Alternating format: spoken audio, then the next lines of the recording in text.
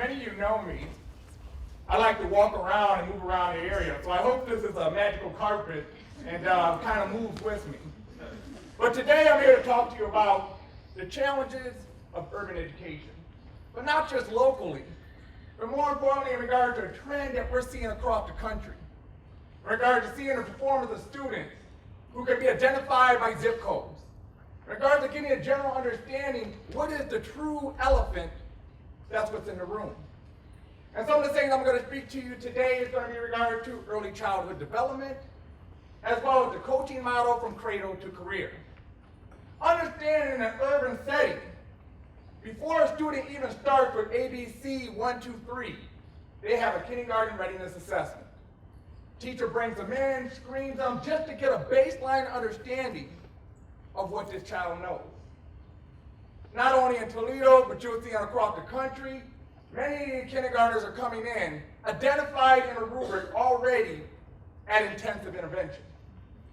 Meaning that child's already started their educational endeavors already in intervention. But let's get an understanding about what is intervention. Many of you know that we have individuals in regards to weight loss. How many people we know on a weight loss program? How successful has that been? Less than half actually achieve their intervention goals that are sustainable. How about drug addiction? How many have family members that are on drugs or addicted to a narcotic? But only a percentage of them are successful with intervention. But then I ask you, we start a child's educational endeavor in intensive intervention. Understand the phonemic awareness course, the ability for sound and letter recognition, is very indicative of a child's reading performance. That assessment or standard alone has high probability of indication of dropout and incarceration. Meaning I can take a kindergarten readiness assessment, take a look at a 6-year-old, take a look at that standard, and give a parent a probability of dropout and incarceration. Understand by the time a child is in the 3rd and 4th grade, their reading assessment is used as an estimated predictor for bed count in the prison system. Meaning that a child had went from now kindergarten to 3rd, that teacher in that school had 3 years to make up that gap. But understand a business model. If I'm data-driven, I'm using data that has high correlation in what I do. So the prison industry is not using it because the numbers are inaccurate. That they're finding that it's highly probable that a child who starts off in kindergarten, already intensive intervention, doesn't make ground by 3rd and 4th grade, will find themselves on a pipeline between the schoolhouse and the jailhouse. Understand in regard to, we're talking about a 3rd and a 4th grade, understand research that has shown that students who are in the lower quartile performance make twice as much gains in the school year than a typical child who's on pace. But what they find is, once in regard to the school year comes to summertime, what happens during the summer months? It's what they call summer slide. Now I've made 2 years gain, turned around and lost a year based on summer not having enriched activity over a course of 3 months. Like I tell people, there's a difference in an understanding of the Grand Canyon when you see it opposed to when you read about it. Those are endeavors that are lost, and that's over the course of those months, that never enriches the experience in regard to the curriculum students have. So you're talking about a child going again on a pipeline of indication of potential dropouts. So again, in regard to understanding, from K to 3, a child learns to read. From 4th grade to 12th grade, they read to learn. They read their way into college and write their way out of college. But if the process is slowed in K to 3 of learning to read, they slow their process of learning, which impact their writing, and then you see dropout and failure to go into college level. When I'm talking about how do we generate a cradle to career coaching model, meaning that we understand that we have children who are having babies at birth. Many of you know who come from a strong functional household with a parent, 2-parent households. Many of you will say, hey, my first child was an experiment. In this situation, what is the experiment of a 15-year-old child who has a baby?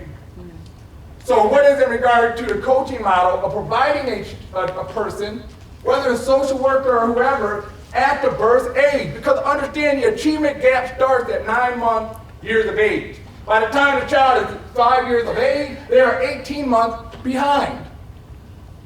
The best intervention is prevention. So if there's someone as the intervention manager within at 9 months, teaching best practices, as well as teaching a parent the understanding of how to stimulate cognitive development, provides that child an opportunity to stay on pace. Understanding physical and mental health is a huge issue in urban settings. We just did a screening mobile vision with the United Way. 1,169 students were screened in 30 schools. 80% of them needed prescription glasses. 6 of them was identified with glaucoma, and 2 of them had cataracts. We're talking about elementary students already showing an acceleration of diseases that normally don't happen until you reach the age of 30. Which says neglect on the front end accelerates the deterioration within a child.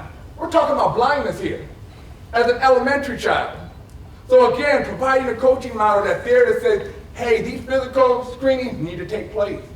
Mental health needs to take place. In other words, like I tell people, they say, oh, we're putting money in on the front end for a social worker. Either you do it then in the front end, or you're investing money to put in a probation officer on the back end. Which one is much more heavily invested in regard to reinvestment into the community? Again, then when they hit the K-12 sector, another coach is involved. We work with United Way in regard to the coaching model that identifies kids who are showing early warnings of dropping out.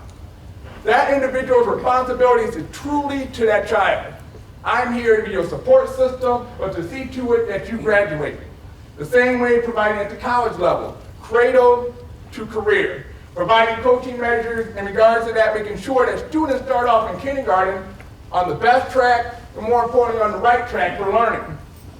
At the same time, every child is born into this world with a social security number. What if we are into a digital age of today that every child is born with a digital identification number? Meaning that every electronic device that's hooked up to you goes into a storage warehouse. Every handheld device that you've touched goes into your digital identification storage house.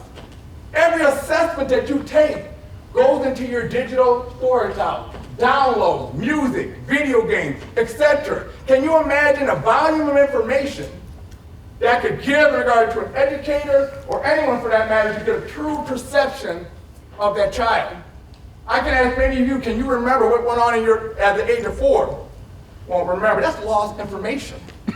Many of you can find out that your academic skills accelerated at a certain point in time. What was it during that year that caused that acceleration? That's loss of time. So again, digital identification number that helps generate an algorithm that shows an individual truly, gives an acumen of truly who they are and potentially what they could become. So in essence, what I'd say in regard to education is that education cannot be a panacea for social neglect. It's that we have social isolation that shows implication of poor performance, drug addictions, and etc. But ultimately, you see in regards to the educational sector. But more importantly, we need a collective solution. We need to have collective will among the community members to come together to embrace, because education are not the expert in early childhood development. In regard to prenatal care, as well as the post-secondary option. But there are agencies within this community that have the collective intelligence to come together to have a collective solution. So these are the things in regard to agenda that need to happen across the country. Because we were talking about Joffrey, Canada in regard to the Harlem Children's Zone. It's not educating them kids from K to 12. It's that once you enroll, we are responsible and committed to you, not just as a school district, but more importantly, this community is dedicated and committed to you to see to it on the front end, before you get into kindergarten, through your K-12 process, making sure that you are college and career ready at the end in regards to the post-sector. So again, in regard to collective work, in regard to work that I put in through the school community, again, I gotta tell people, I am TPS proud graduate of Wake High School class of '94. And we'll continue to drive those initiatives to make sure that being a product of Toledo, that I give and reinvest back into this community. But it's going to take the collective will in this community to resolve these issues. And those doors are always open and will continue to drive the success. So again, I thank you for having me out.